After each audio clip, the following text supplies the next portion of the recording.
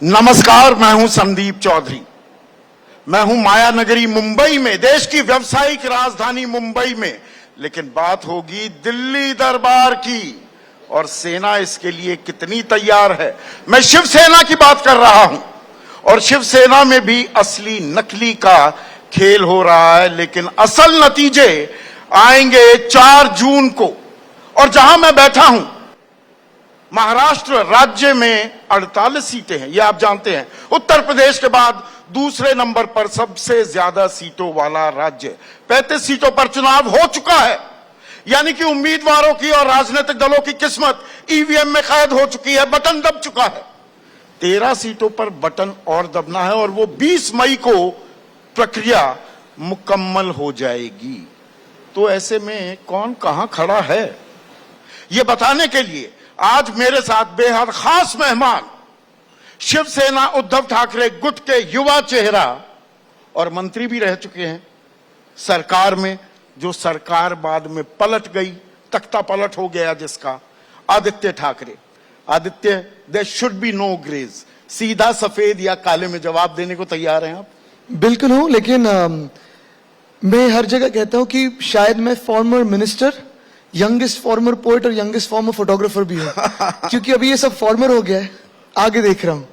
आगे नहीं, आप गीतकार भी हैं।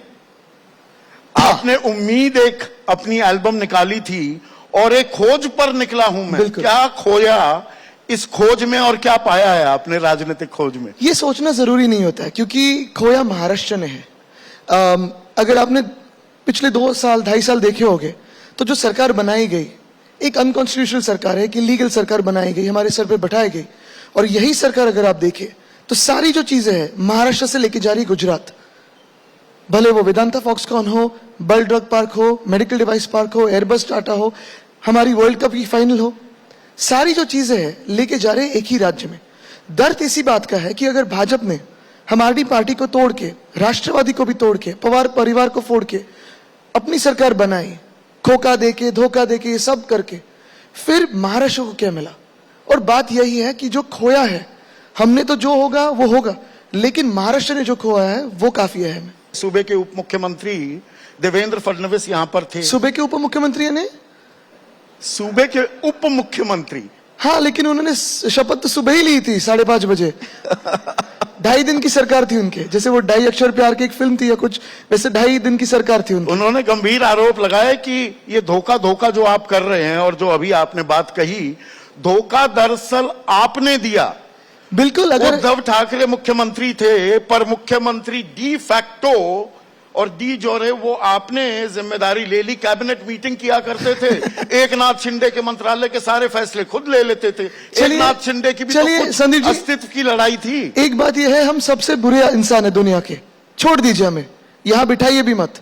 लेकिन उनके ही जो कलीग्स है, पंकजा मुंडे जी हो, एकनाथ खड़से जी हो, प्रकाश मेहता जी हो, पूनम महाजन जी हो, विनोद तावड़े जी हो, राजपुरी जी हो, उनसे कहिए उनका करियर खत्म करने में किसका हाथ था, धोखा किसने दिया? यही बात मैं कहना चाहता हूं कि ये जो आरोप प्रत्यारोप करते रहे हैं, हाँ, फडणवीस साहब हो या भाजपा के कई सारे नेता हो, ये तू मैं की बातों में मुझे नहीं जाना है, वो क्या कह रहे हैं, मैं क्या कह रहा हूं, क्योंकि ये बातें मैंने नहीं रखती है।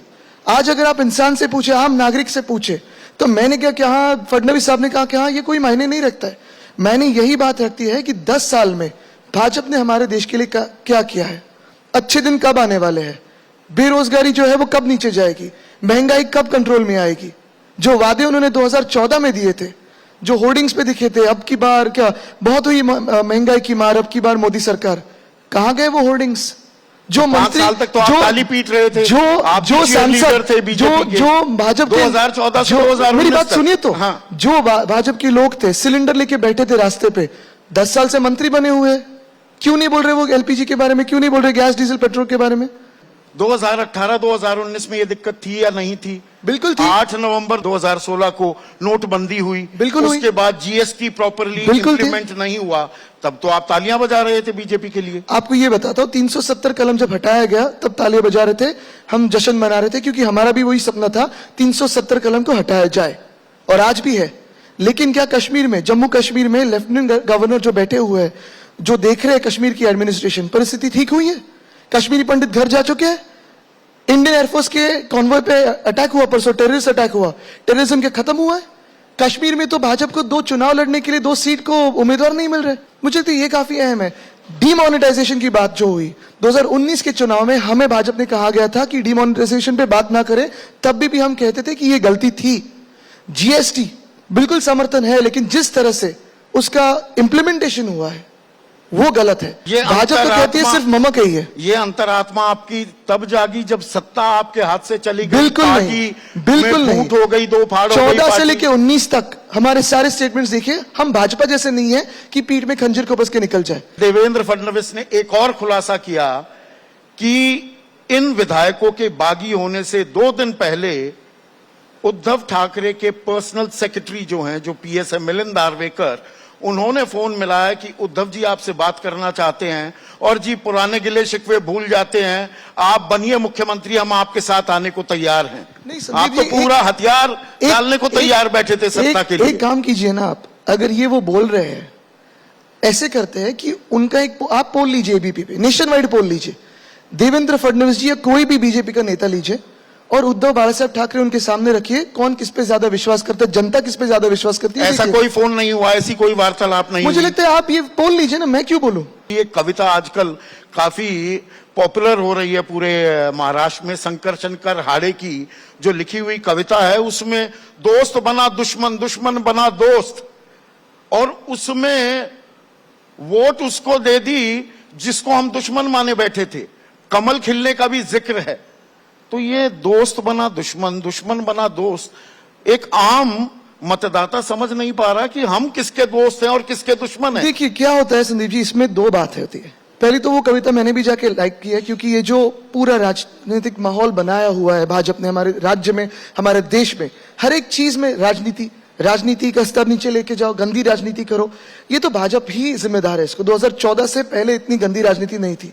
और ये दुश्मन बना दोस्त, दोस्त बना दुश्मन, दुश्मन कौन होता है? अगर आप किसी दूसरे दल में हो कि आप मेरे दुश्मन बन गए। जो असली दुश्मन है चाइना, जो हमारे देश में घुसपैठ कर रहा है, उस पर तो भाजपा बोल ही नहीं रही है। और पाकिस्तान तो भाजपा का ट्रम्प कार्ड होता है। पाकिस्तान के जो टुकड़े करने थे वो तो इंदिरा जी ने किए, भाजपा ने क्या किया है? और आप कोसते नहीं थकते थे उसी कांग्रेस को, एनसीपी को, जो आपकी अब दोस्त बन गई है। बिल्कुल, दुश्मन थे। हमारे दुश्मन सवाल आपसे भी है ना ये? नहीं संदीप जी, हमारे दुश्मन कोई नहीं है। आज भी अगर आप पूछे तो भाजपा से मेरा वैयक्तिक दुश्मनी कोई नहीं है। जो हमारे साथ किया उन्होंने किया, लेकिन मेरे मन में उनके जैसा विष नहीं है, द्वेष नहीं है। मेरा सिर्फ गुस्सा इसी बात पे है कि आपने जो हमारे साथ करना था वो आपने किया, हमारे राज्य के साथ जो करना था आपने किया, आगे जाके आप हमारे राज्य का नुकसान कर रहे हो। कांग्रेस के साथ वैचारिक मतभेद थे, तब थे, शायद किसी विषय पे आज भी रहेंगे, जैसे भाजपा के साथ भी है। लेकिन जब वंदनीय हिंदू हृदय सम्राट बाला साहब ठाकरे हमारे साथ थे, उन्होंने प्रणब दा को भी ओपन सपोर्ट किया था, प्रतिभाताई पाटिल को भी ओपन सपोर्ट किया था, यहां अनेक लोगों को उन्होंने ओपन सपोर्ट किया है। बात यही होती है, आज जो बात आई है वो हमारे संविधान की है, हमारे लोकतंत्र की है। आपकी विचारधारा की भी तो है, आपके डीएनए की भी तो है। बिल्कुल, आप जो हिंदुत्व की ताल ठोकते थे, आजकल आप धर्मनिरपेक्षता की पैरवी करते दिखाई भी दे रहे हैं। भाजपा की भाषा कर रहे हैं, यह भाजपा की भाषा कर रहे हैं। एक मिनट, चुनावी रैलियों में हमारा मेरे हिंदू भाइयों बहनों की जगह अब मेरे देशभक्त भाइयों बहनों कहने तो देशभक्ति से आपको कोई विरोध है? आपको भाजपा को विरोध है कि आपको विरोध है? अब आपको थोड़ी देशभक्ति से आपको कोई तकलीफ है? नहीं, आपका देशभक्ति से कोई आपको तकलीफ है? आदित्य है, नहीं, आप मुझे कोर वोटर पूछ रहा है। आप मुझे जवाब दीजिए, कोर वोटर हमारे साथ है, उनको कोई तकलीफ नहीं है। वो कंफ्यूजन में नहीं है, बिल्कुल नहीं है। ये तो पक्के हिंदू थे, एकनाथ शिंदे भी कह रहे हैं। एक मिनट, मुझे बताइए ये मिंदे या भाजपा कौन होती है हमें सर्टिफिकेट देने वाले कि आप हिंदू हो या नहीं हो? अब तो प्राण प्रतिष्ठा बिल्कुल नहीं गए। प्राण प्रतिष्ठा को पहली बात हम 22 जनवरी को न्योता था, नहीं गए। एक मिनट, जो कालाराम मंदिर को हम गए थे वो हमारे रामलल्ला यहाँ भी है, और जब भाजपा भूल चुकी थी अयोध्या को, तब 2018 में हम पहले गए थे और हमने कहा था पहले मंदिर फिर सरकार। राम मंदिर का जो फैसला आया है वो भाजपा के ऑर्डिनेंस की वजह से नहीं आया। जैसे उन्होंने अरविंद केजरीवाल जी को तकलीफ में लाने के लिए ऑर्डिनेंस लाया, या जैसे उन्होंने सुप्रीम कोर्ट का निर्णय घुमाने को लाया था वो इलेक्शन कमीशन का, वैसे उन्होंने नहीं किया। सर्वोच्च न्यायालय ने निर्णय दिया, भाजपा का कोई लेना देना नहीं राम मंदिर से। हमने यहां सरकार बनाई कांग्रेस के साथ, एनसीपी के साथ, और तब भी 2 बार जाके आए राम मंदिर, और जब जीतेंगे तब भी जाके आएंगे। तो लेकिन क्या भाजपा के नेता हमारे भवानी माता के मंदिर में आएंगे? भाजपा के नेता और इलेक्शन कमीशन हमसे कहती है जय भवानी जय शिवाजी मत कहो। कौन होती है भाजपा और इलेक्शन कमीशन हमें कहने से कि जय भवानी और जय शिवाजी मत कहो? आपके थीम सॉन्ग से ये वो शब्द हटाने के हमारा लिए कह सास, दिए। हमारी सास है जय भवानी जय शिवाजी। चुनाव आयोग क्या पक्षपात कर रहा है, आप ये बात कह रहे देखिए, हैं? उनका एक एब्रीविएशन है ECI, EC बोलते हैं उन्हें। ये इलेक्शन कमीशन नहीं है, एंटायरली कॉम्प्रोमाइज है। फैसला मजहब की देश सियासी दुकानदारी हो रही है या हिंदू मुसलमान हमारा पाकिस्तान हिंदुत्व है जो ध्यान दिल से आता भटकाया है। जाता है क्या? हमारा हिंदुत्व यही है, हृदय में राम और हाथ को काम। आज भाजपा हाथ को काम नहीं दे रही है, जो काम मिल रहा है वो ट्रोलर्स को मिल रहा है, लेकिन भाजपा हाथ को काम नहीं दे पा रही है। यही बात हम कहते हैं, हमारा जो हिंदुत्व है, रघुकुल रीत सदा चली आए, प्राण जाए पर वचन न जाए। 10 साल के आप इतिहास में देखिए, यही 10 साल देखिए, जो जो वादे हमने किए पूरे कर दिखाए। किसानों को हो, महिलाओं को, युवाओं को, गरीब को, एक भी मुझे भाजपा का वादा दिखाए जो उन्होंने पूरे कर दिखाए। उस पर आप चर्चा के लिए भाजपा को मजबूर क्यों नहीं कर पा रहे हैं या फोर्स क्यों नहीं कर पा रहे अरे हैं? हम कौन होते हैं भाई? उन्होंने तो सुप्रीम कोर्ट के कई रिटायर्ड जजेस ने PM साहब को, राहुल गांधी जी को न्योता दिया है। एक ने शर्त मान ली है, दूसरे अभी आने जरूरी है। जो सुप्रीम कोर्ट के जज या एनराम ने जो न्योता दिया है वो राहुल गांधी और प्रधानमंत्री नरेंद्र मोदी को न्योता दिया है, तो क्या ये माना जाए या आप मान रहे हैं कि विपक्ष के दरअसल चेहरा राहुल गांधी हैं? चलो कोई भी और दूसरे को आ जाइए, जो जिन्होंने न्योता दिया उनसे पूछे, प्रधानमंत्री बन उसमें सकते हो। विपक्ष में पहला हक किसका बनता है? कांग्रेस का बनता है कि मुझे लगता है उद्धव ठाकरे हो सकते हैं मुझे प्रधानमंत्री लगता है पद के हम ये उम्मीदवार? सपने नहीं लेके चल रहे, कोई भी ये सपना नहीं लेके चल रहा है। हमारी लड़ाई, जैसे भाजपा एक कुर्सी के लिए लड़ रही है, हमारी लड़ाई कुर्सी की नहीं है। हमारी लड़ाई इस देश के लोकतंत्र के लिए है, देश के संविधान के लिए, जो संविधान भाजपा बदलना चाहता है। आज की तारीख में शिवसेना का हाल अभिमन्यु की तरह है, आपका हाल अभिमन्यु की तरह है। चक्रव्यूह में फंसे हुए वो अस्तित्व की लड़ाई है, ये आर पार हो रही है।